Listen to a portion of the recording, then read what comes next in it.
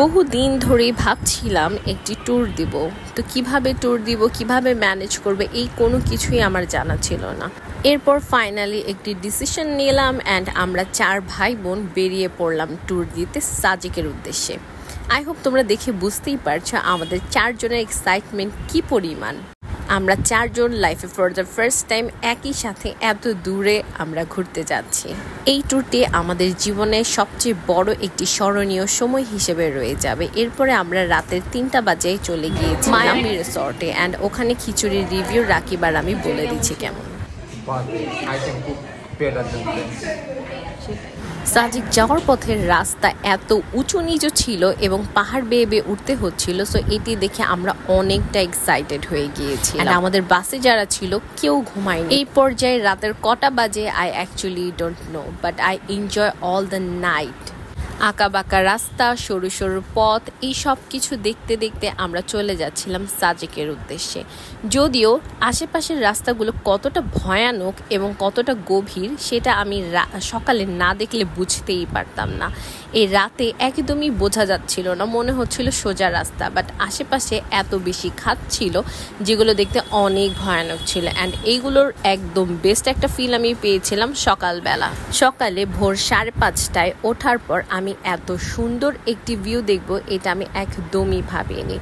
এখানে আকাশ পাহাড় সবকিছু একসাথে মিলে যাচ্ছিল এবং পরিবেশটি দেখতে অ্যাকচুয়ালি অসাধারণ ছিল। এরপর আমরা চলে গিয়েছিলাম FNF রিসর্টে। সেখানে আমরা আমাদের ব্রেকফাস্টই করে ফেলি অ্যান্ড এখানেই আমরা ফ্রেশ হয়ে নিই। এখানে আই হোপ সবাইকে দেখে বুঝতেই পারছো কি পরিমাণ টায়ার্ড ছিলাম আমরা। সকালে আমাদের ব্রেকফাস্ট ছিল ডিম ভাজি, পরোটা, সবজি অ্যান্ড ডাল। তো এই সব কিছু অবন্তী আপুর ট্রাভেল এজেন্সি থেকে আমাদের জন্য বুক করা হয়েছিল।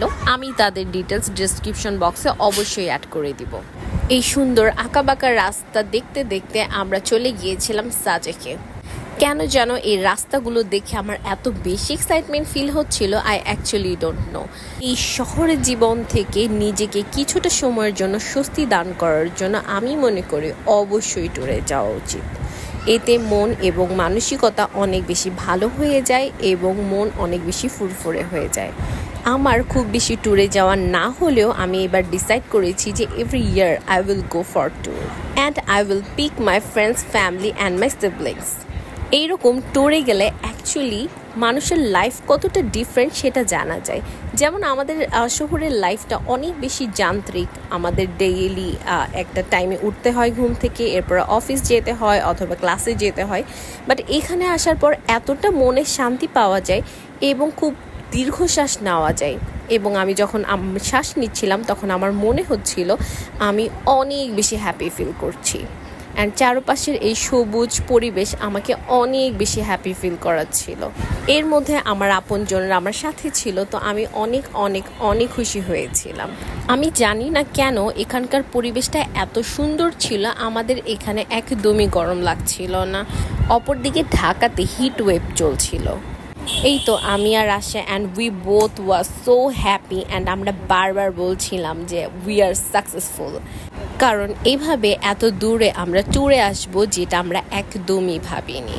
জাস্ট এটাই বলবো আল্লাহ কপালে কখন কি লিখে রাখে উই নেভার নো। বিকজ আমার ট্যুরটা একদম লাস্ট মোমেন্টে ফিক্স হয়েছিল।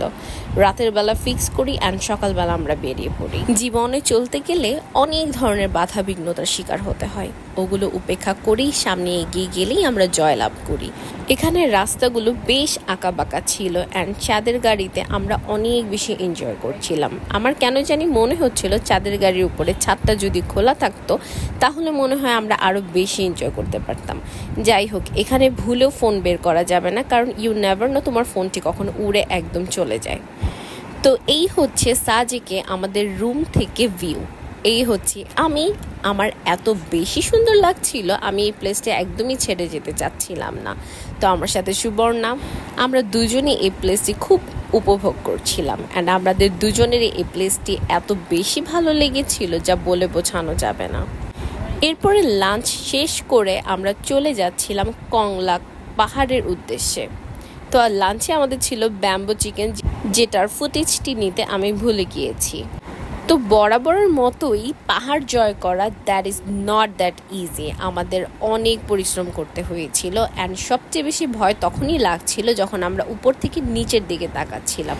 তবে সবচেয়ে বেশি ভালো তখন লেগেছে যখন আমরা একদম চূড়ায় পৌঁছিয়ে গিয়েছিলাম অ্যান্ড চূড়ার থেকে যে দৃশ্যটি আমরা দেখেছি এটি মুখে বলে বোঝানোর মতো কোনো ওয়ে নেই, কারণ এটি গিয়েই উপভোগ করতে হবে। সো আপনারা যারা এখনও সাজেকে যান নাই, আই মাস্ট সে এখানে অবশ্যই যাবেন এবং প্লেসটি এনজয় করে আসবেন। এই তো উপর থেকে আমি ভিউটি তোমাদেরকে দেখিয়ে দিচ্ছি অ্যান্ড এখানে ছোট ছোট বাচ্চারা রয়েছে যারা আম নিয়ে দাঁড়িয়ে থাকে অ্যান্ড ওরা বারে বলে আপু একটা আম নেন। তো ওদের কথা বলার স্টাইলও আমার কাছে অনেক বেশি ভালো লেগেছে অ্যান্ড বাচ্চাগুলো এত কিউট ছিল। আমাদের উপরে উঠতে যদিও খুব বেশি সময় লাগেনি, বাট তারপরও এত খাড়া একটি পাহাড় বেয়ে ওঠা অ্যাকচুয়ালি একটু কষ্টের ছিল। যাই হোক, তারপর আমার কাছে এখানে উঠে এই উপর থেকে দৃশ্যটি দেখতে অনেক বেশি ভালো লাগছিল।